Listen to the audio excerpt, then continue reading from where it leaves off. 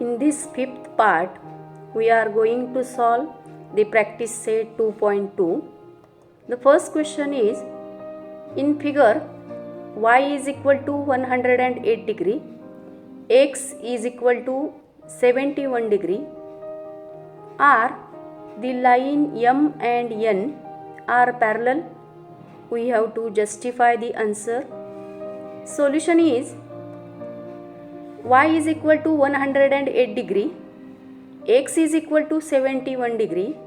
Then when we add the measures of these two angles, then we get the sum of that two angles as 179 degree. That is, that sum is not equal to 180 degree. Therefore, line M is not parallel to line N, as it does not satisfy the interior angles test for parallel lines. Then second question is, in figure, if angle A is congruent to angle B, then here we have to prove the line L is parallel to line M. Solution is, here we are going to consider one another angle as C as shown in the figure. Angle A congruent angle B, it is given to us in example. We say it as statement number first. Then angle A and angle C, these are the vertically opposite angles, therefore they are congruent. Angle A congruent angle C, and we say it as statement number second. When we observe the statement first and second, then we got here angle B congruent angle C. Thus, angle B is congruent to angle C, and these two are the corresponding angles, and therefore line L is parallel to line M by corresponding angles test for parallel lines.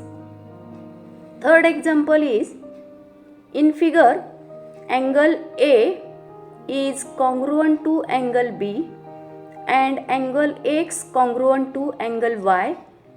Then we have to prove here line L is parallel to line N. Solution, here we have to prove, therefore proof is angle A and angle B, these are the corresponding angles formed by the line L and line M, and when their transversal is K, these are two corresponding angles, and in example here these two angles are congruent.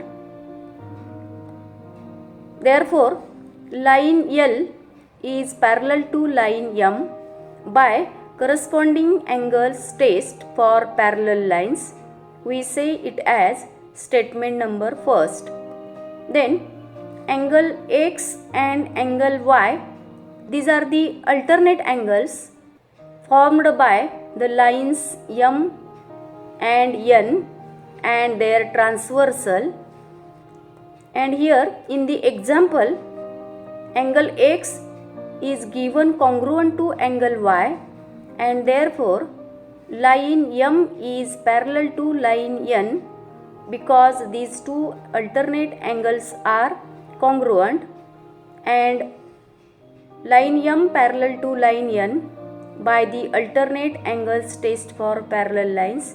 We say it as statement number second.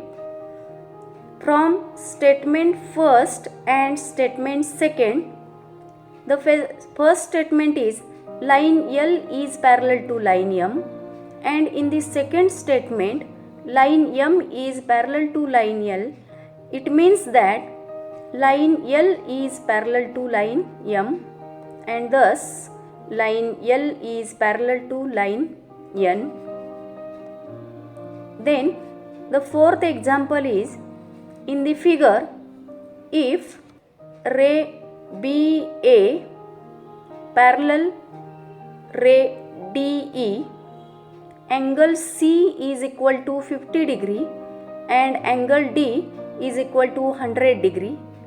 Then we have to find the measure of angle ABC. One hint is given here. Draw a line passing through point C and parallel to line AB. We have already drawn here that line which is passing through the point C and it is parallel to the line AB. Then solution is ray DE parallel to ray BA. It is given to us in the example, and then that ray BA is parallel to ray XY. We have constructed it. Then ray DE parallel ray BA and BA is parallel to line XY. We can say it as statement number first, and by that statement we can say here ray DE is parallel to XY. Angle EDC is equal to 100 degree. It is given to us. Ray DE is parallel to line XY, and when we consider the line DC as transversal, angle EDC congruent to angle DCX, because these two angles are alternate angles, therefore their measures are also same. In the example that EDC is given 100 degree and therefore angle DCX is also 100 degree. Angle DCB plus angle BCX is equal to angle DCX. It is the angles addition postulate. Then putting the value of angle DCB here, 50 degree plus angle BCX is equal to 100 degree. Then angle BCX is equal to 100 degree minus 50 degree. We get here the measure of angle BCX 50 degree. We say it as statement number second.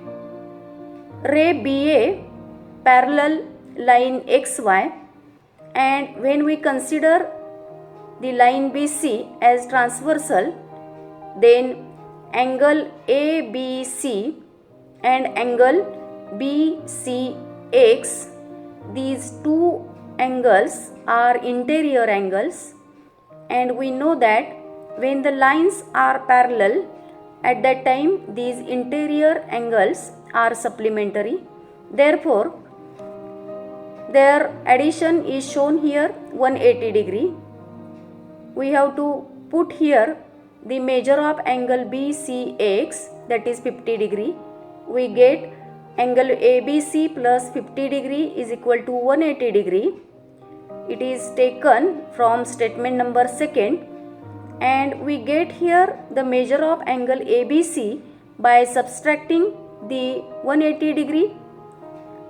By subtracting the 50 degree from 180 degree, we get here measure of angle as 130 degree, and thus we find here the measure of angle ABC, and it is 130 degree. Then the fourth example is, in the figure, ray AE parallel to ray BD.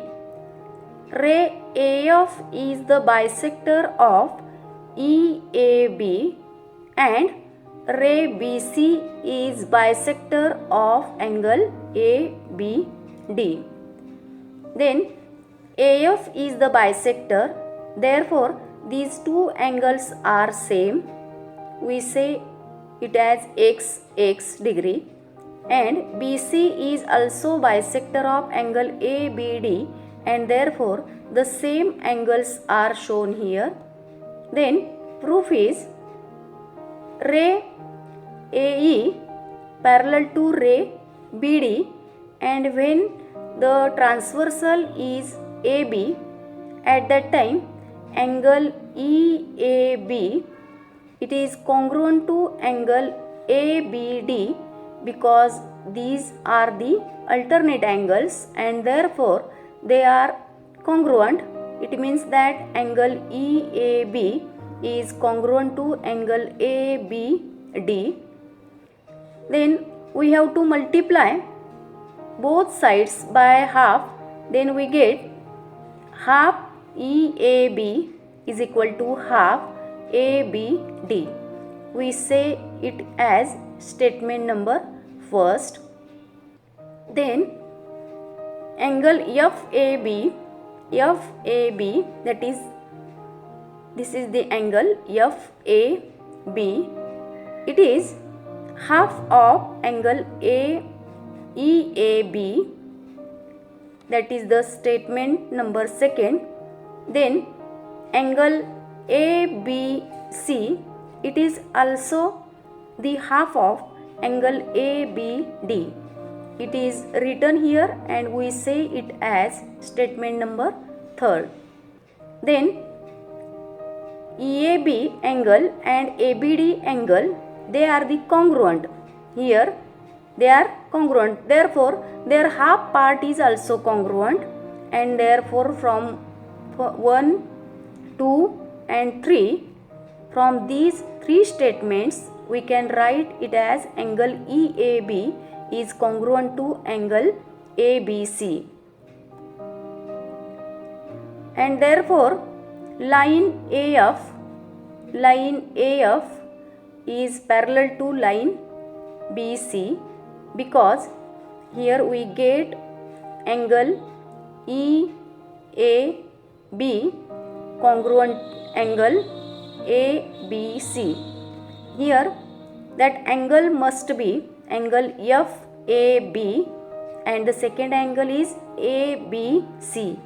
It means that this angle and this angle, these are congruent and these are the alternate angles, and therefore here we prove the ray AF is parallel to ray BC by alternate angles test for parallel lines. Then fifth example is a transversal EF of line AB and line CD intersects the line at point P and Q respectively. म्हणजे या ठिकाणी ही EF ही transversal जी आहे ती line AB ला P पॉईंटमध्ये छेदते आणि line CD ला Q बिंदूमध्ये छेदते. रे PR parallel to ray QS and also they bisects. It means that ray PR bisects angle BPQ and angle QS bisects the ray QS bisects the angle PQC. Then here we have to prove the line AB is parallel to line CD. Proof is ray PR parallel ray QS, it is given to us, and line PQ is transversal. These two rays are parallel, and when PQ is considering here the transversal, then we get angle RPQ congruent to angle PQS, because these two angles are alternate angles, and therefore we get here measure of angle RPQ is equal to measure of angle PQS, and we say it as statement number first. Then RPQ is equal to, it is half of the BPQ because PR ray bisects the BPQ. We say it as statement number second.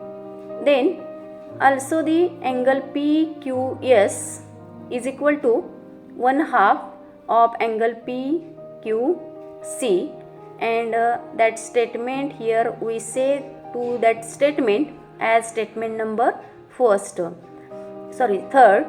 Then angle BPQ, half angle BPQ is congruent to half angle PQC because RPQ and PQS, these two angles are congruent, and therefore these two angles are also congruent, which are given in the form of half, that is half angle BPQ congruent to half angle PQC.